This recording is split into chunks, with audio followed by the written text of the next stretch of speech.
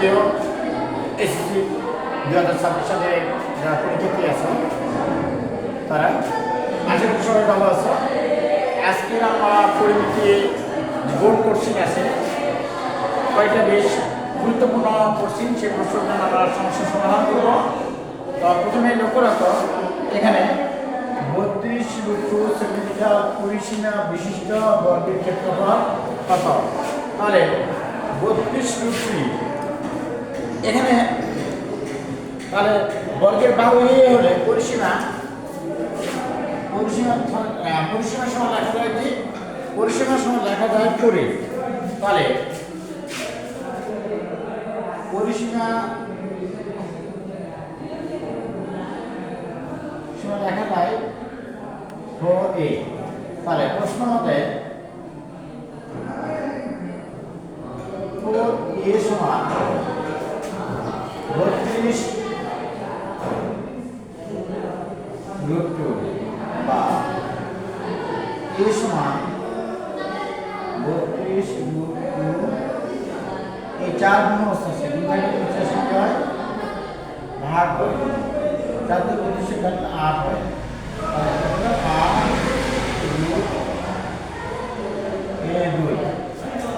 তাহলে এটা আসল উত্তর কত? এটা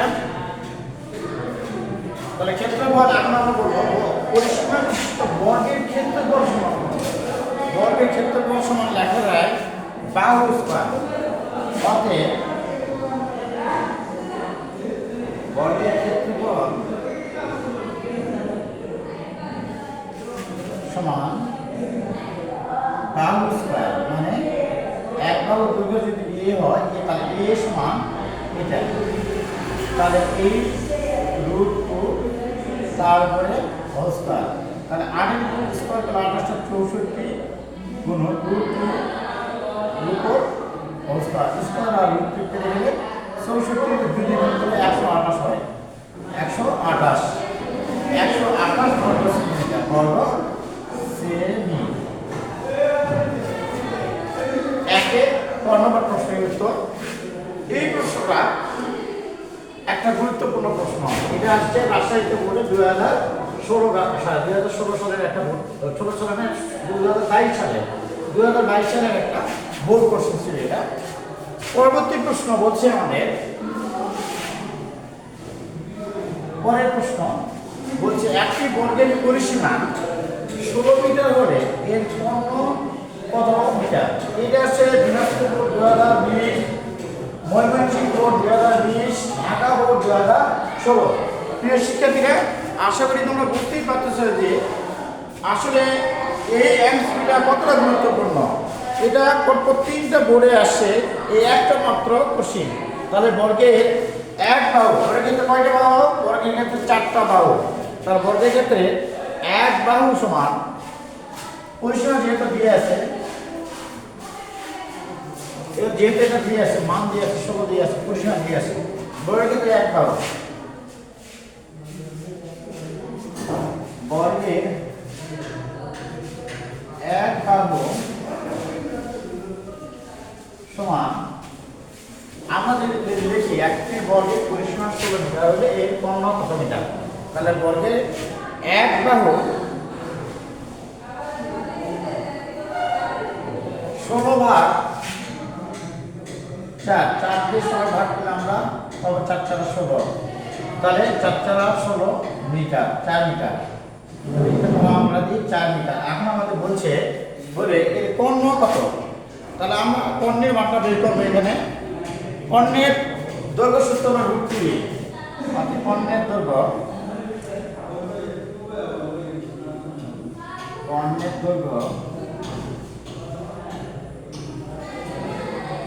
√2।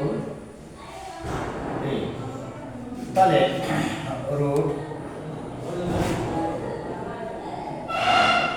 গুণন এর মান হলো 4। তাহলে আমাদের 4√2, তাহলে 4√2, তাহলে এখানে আমার উত্তর হয়েছে 4√2 হয়ে গেছে। আমাদের 2 নম্বর প্রশ্ন হয়ে গেছে। এখন আমরা বলছে একটি ট্রাপিজিয়ামের সমান্তরাল বাহুদ্বয়ের দৈর্ঘ্য যথাক্রমে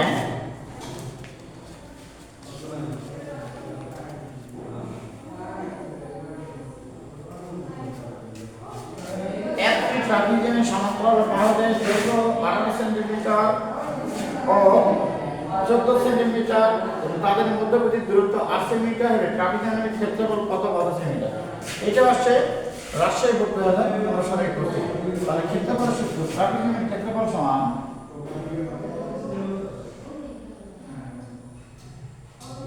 ট্রাফিক জ্যামের ক্ষেত্রফল সমান